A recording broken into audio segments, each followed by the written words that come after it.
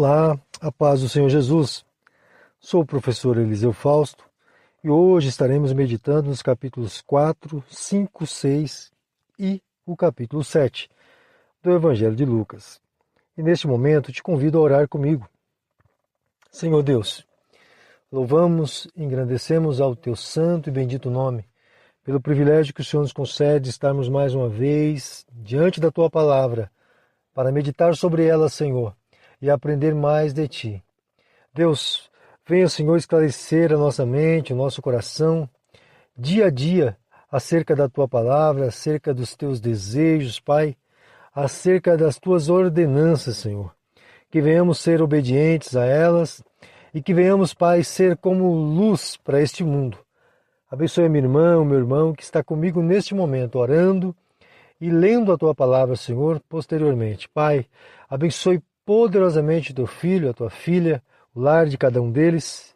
Venha, Senhor, contemplar, Deus, as nossas dificuldades, os nossos desejos, os nossos objetivos e nos ajude, Senhor, a chegarmos, Pai, a conquistarmos, Deus, aquilo que o Senhor mesmo determinou, que é nosso e que seremos, Deus, verdadeiramente, Pai, possuidores, Senhor, destes bens. Pai, em nome de Jesus, não somente bens espirituais, mas também, Senhor, aqueles bens, ó Deus, que temos, Senhor, lutado, temos feito de tudo, Deus, para conquistá-los.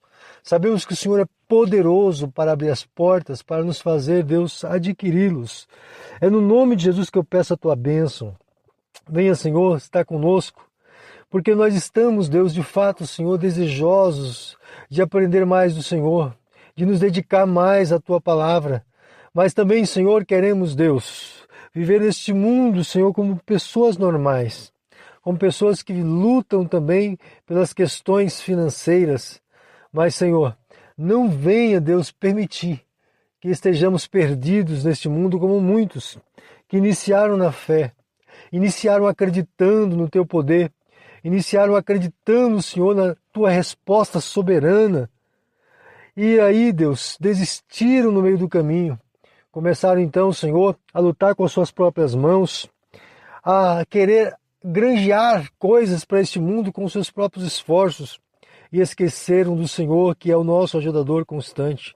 Esqueceram do Senhor, que é aquele que providencia aquilo que necessitamos. Ainda que nós lutemos, Pai, com as nossas mãos, sabemos que a vitória vem do Senhor. Nos ajude a crescer neste entendimento, é no nome de Jesus que eu te peço. Abençoe, Senhor, poderosamente as nossas vidas para que possamos prosseguir também na leitura da tua palavra.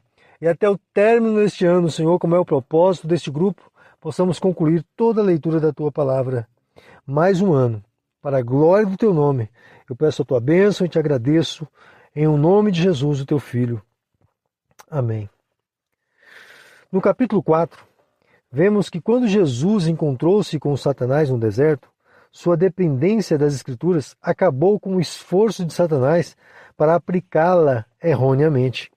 Em seguida, Lucas nos apresenta Jesus como um pregador popular na Galiléia, pois o Espírito de Deus, depois de ajudar Jesus na confrontação com Satanás, leva-o em sua primeira viagem de pregação na Galiléia, onde sua fama se espalhou rapidamente. Depois, Jesus foi à sinagoga em Nazaré, sua cidade natal. E quando ele leu sobre a libertação divina no livro de Isaías, as pessoas prestaram muita atenção. No entanto, quando aplicou a passagem a ele mesmo e depois sugeriu que Deus queria ajudar tanto os gentios quanto os judeus, eles o expulsaram da cidade e tentaram matá-lo, mas Jesus escapou milagrosamente. Jesus terminou a leitura da passagem de Isaías com estas palavras: proclamar o ano da graça do Senhor, e não leu a frase seguinte: e o dia da vingança do nosso Deus. O ano da graça do Senhor refere-se à primeira vinda, ao passo que o dia da vingança do nosso Deus relaciona-se à sua segunda vinda. Jesus frequentara fielmente os cultos da sinagoga de Nazaré enquanto crescia. Mesmo assim, foi rejeitado pelo povo de sua cidade. Em Cafarnaum, o povo ficou admirado com a autoridade com que Jesus ensinava. Alguém da audiência estava possuído por um demônio, e este gritou, identificando corretamente Cristo como o Santo de Deus. Cristo expulsa o demônio do homem, e esse ato fez com que sua fama se espalhasse ainda mais. É provável que o termo autoridade refira-se em parte ao entendimento lógico e criterioso de Cristo do Antigo Testamento. Jesus curou a sogra de Pedro e mais tarde, naquele mesmo dia, curou muito mais pessoas, ocasião em que os demônios mais uma vez o identificaram como Messias. Ele teve muita dificuldade em sair daquela região e ir pregar em outro lugar.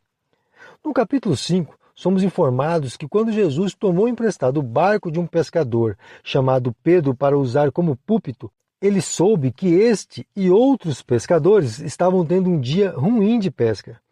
Foi então que os aconselhou quanto ao lugar onde lançar a rede, e o resultado foi a abundância de peixes naquela pescaria. Confrontado com este milagre, Pedro reconheceu a divindade de Cristo e a própria pecaminosidade dele, junto com Tiago e João, e deixou o negócio da pesca para seguir a Jesus e se tornar pescadores de homens. Jesus curou um leproso e lhe diz para não contar a ninguém a respeito da cura, mas para ir até o sacerdote para fazer a cerimônia de purificação. Em seguida, vemos que alguns homens andaram uma longa distância para trazer um amigo para ser curado por Jesus. Nosso Senhor perdoou os pecados do homem e quando os fariseus o acusaram de blasfêmia, ele provou sua divindade curando o homem. Cristo chamou Levi, o que conhecemos como Mateus, para segui-lo e depois jantou com ele e seus colegas publicanos. Quando os fariseus criticaram sua escolha de companhia, Jesus rejeitou o separatismo deles e expressou o desejo de alcançar os indivíduos em necessidade espiritual. E quando questionado a respeito dos discípulos não jejuarem, Jesus declarou que sua presença com eles pedia celebração e não luto. E com duas parábolas, nosso Senhor mostrou o que ele representava na nova fase do que Deus estava fazendo na terra. No capítulo 6, vemos que quando os discípulos eram criticados por trabalhar no sábado, Jesus defendia-os com base em algum precedente histórico e em sua própria autoridade.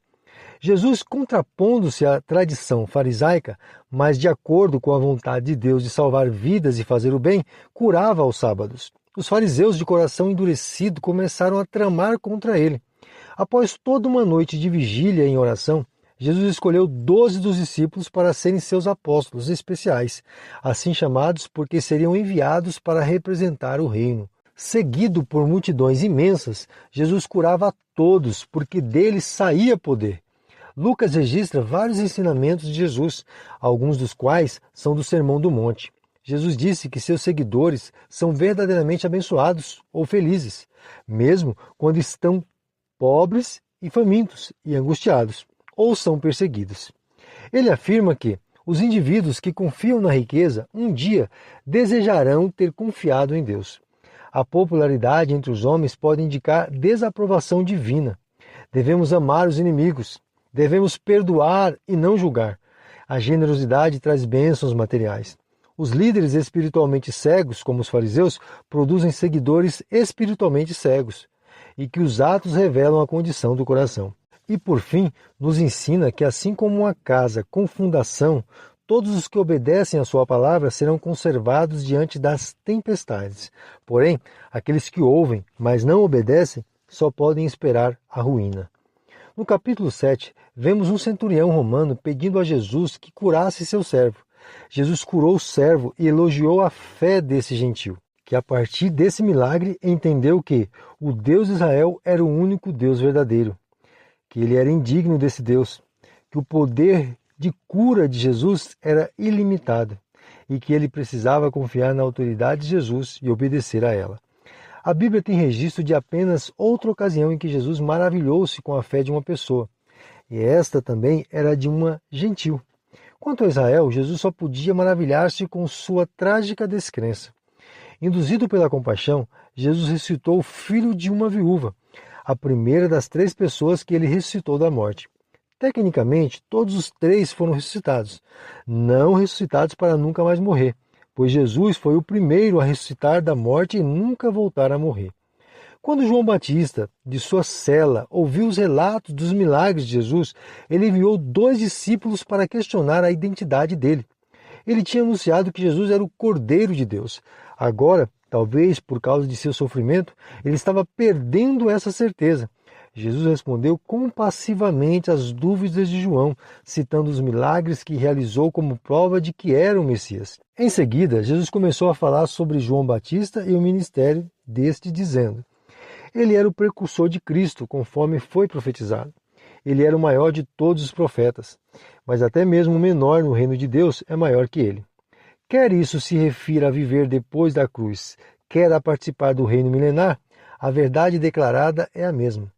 Lucas observa que até os publicanos responderam ao ministério de João, ao passo que os líderes religiosos não responderam a ele.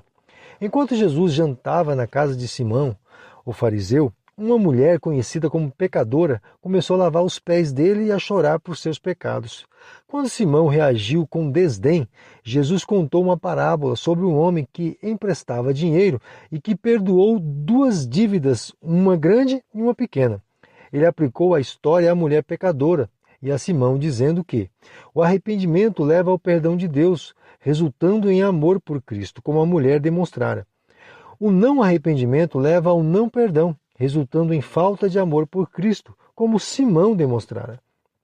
Nos capítulos de hoje, vimos que o Senhor estava tão interessado em salvar pecadores que não se importava com a opinião dos religiosos de seu tempo, pois eles diziam servir a Deus, mas na realidade só estavam dispostos a servir a eles mesmos.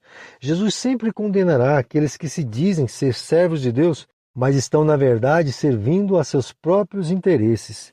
Que o Senhor nos auxilie a sermos verdadeiros servos de Deus, nos importando com nossos semelhantes, assim como o nosso Senhor viveu para nos servir a todos, nos entregando a sua própria vida, mesmo enquanto nós estávamos vivendo em nossos prazeres, sem pensar em seu amor e bondade. Quão bondoso é o nosso Deus! Louvado seja Ele para todo sempre. Aqui eu finalizo, esperando você amanhã, querendo Deus.